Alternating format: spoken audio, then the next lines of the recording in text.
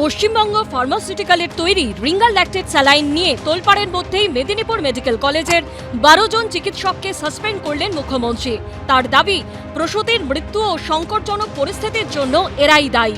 কিন্তু চিকিৎসক মহলে প্রশ্ন হলো, যে রিঙ্গাল ল্যাকটেট নিয়ে ভুরি ভুরি অভিযোগ, তা নিয়ে কেন অবস্থান স্পষ্ট করছে না সরকার? বিষাক্ত স্যালাইন, বিষাক্ত ওষুধ এর ফলে যে রোগীর মৃত্যু হয়েছে, পোস্টমর্টমের রিপোর্টে আমরা যা দেখেছি তাতে কোনো রকম মেডিকেল নেগলিজেন্স প্রমাণ হয় না বলেই প্রাথমিকভাবে আমাদের মনে হয়। সুতরাং এইটা সরাসরি স্বাস্থ্যমন্ত্রী কিন্তু তার দফতরের ব্যর্থতাকে তার স্বাস্থ্য সচিবকে রক্ষা করার উদ্দেশ্যে আজকে এইটাকে ঘুরিয়ে দিয়ে 12 জন চিকিৎসককে সাসপেন্ড করার ফোন দিয়েছে। প্রায় এক বছর আগে 2024 সালের 22শে মার্চ পশ্চিমবঙ্গ ফার্মাসিউটিক্যালের তৈরি রিঙ্গাল ল্যাকটেট স্যালাইনকে কালো তালিকাভুক্ত করে কর্ণাটক সরকার। 10ই ডিসেম্বর উৎপাদন বন্ধের নির্দেশ জারি করে ড্রাগ কন্ট্রোল। 7ই জানুয়ারি নির্দেশিকা জারি করে স্বাস্থ্য দপ্তর। 13ই জানুয়ারি সরকার জানায় এই সংস্থার ওষুধ কোনো সরকারি হাসপাতালে ব্যবহার করা যাবে না।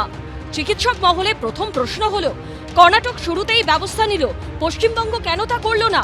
আবার প্রসূতি মৃত্যুর পর যখন ওষুধের ব্যবহার বন্ধ করা হলো, তারপরও কেন ওষুধ প্রস্তুতকারী সংস্থার কাউকে জিজ্ঞাসাবাদ করতে দেখা গেল না সিআইডিকে? এরই মধ্যে স্বাস্থ্য দপ্তরের স্পেশাল কমিশনার চৈতালি চক্রবর্তীকে তার পদ থেকে অন্যত্র সরানোর খবর বৃহস্পতিবার সামনে এসেছে। জল্পনা তৈরি হয়েছে, তাহলে রিঙ্গাল ল্যাকটেট বিতর্কের জেরেই তাকে অন্যত্র সরানো হলো। চৈতালি মেডিকেল সার্ভিস কর্পোরেশন লিমিটেডের মাথায় ছিলেন, অর্থাৎ ওষুধ ও চিকিৎসার সব সরঞ্জাম কেনা এবং সরবরাহের দায়িত্ব ছিল তার উপরই। কিন্তু চৈতালিকে সরানোর নেপথ্যে যদি রিঙ্গাল ল্যাকটেট বিতর্কই থাকে, তাহলে প্রশ্ন হলো, বৃহস্পতিবার সাংবাদিক বৈঠকে ডাক্তারদের সাসপেন্ড করার কথা জানালেও ওষুধ প্রস্তুতকারী সংস্থার প্রসঙ্গে কেন মুখ্যমন্ত্রী কিংবা স্বাস্থ্য সচিব কিছু বললেন না?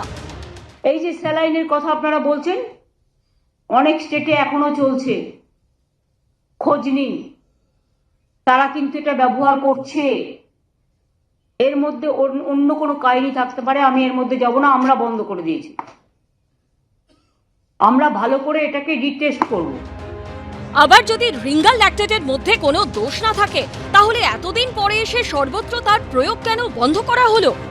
স্যালাইন যেহেতু আমাদের একটা স্ট্যান্ডার্ড প্রোটোকল আছে, যদি এরকম কিছু ঘটনা ঘটে সেই ব্যাচগুলোকে আমরা আবার টেস্ট করি। তো আমি এটাই বলবো, এই batches whatever was use was properly tested repeatedly, তাহলে আমরা ওটাকে টেস্টিং এর জন্য নিয়েছি। পুরো ব্যবহার থেকে ওটাকে বাদ দিয়েছি। এটা খুবই ওখানে যা যা মেডিসিন ইউজ করা হয়েছিল পুরো ব্যাচকে আমরা বাদ দিয়েছি। সেই স্যালাইন কোম্পানি থেকে কোনো আর আমরা জিনিস নিচ্ছি না, আর এটাকে আমরা আবার টেস্টিং করে দেখবো। Is a part of standard protocol, কিন্তু the medicines which were used were already tested. প্রসূতি মৃত্যু নিয়ে উত্তাল পরিস্থিতির আবহে বুধবার দলীয় বিধায়কদের নিয়ে স্বাস্থ্য ভবনে যান শুভেন্দু অধিকারী। প্রাথমিকভাবে পুলিশ তাকে আটকায়, কিন্তু পরে তিনি স্বাস্থ্য ভবনে ঢুকে চৈতালি চক্রবর্তীর সঙ্গে দেখা করেন। ক্ষমার অযোগ্য অপরাধ করেছেন, ক্ষমার অযোগ্য অপরাধ। সব মিলিয়ে রিঙ্গাল ল্যাকটেট প্রসঙ্গে সরকারের অবস্থান নিয়ে এখনো যেমন ধোঁয়াশা, তেমনি হঠাৎ করে স্বাস্থ্য দপ্তরের স্পেশাল কমিশনার চৈতালি চক্রবর্তীকে সরানোর কারণ নিয়েও নানা জল্পনা। সন্দীপ সরকার, সুমন ঘড়াই ও কৃষ্ণেন্দু অধিকারীর রিপোর্ট, এবিপি আনন্দ।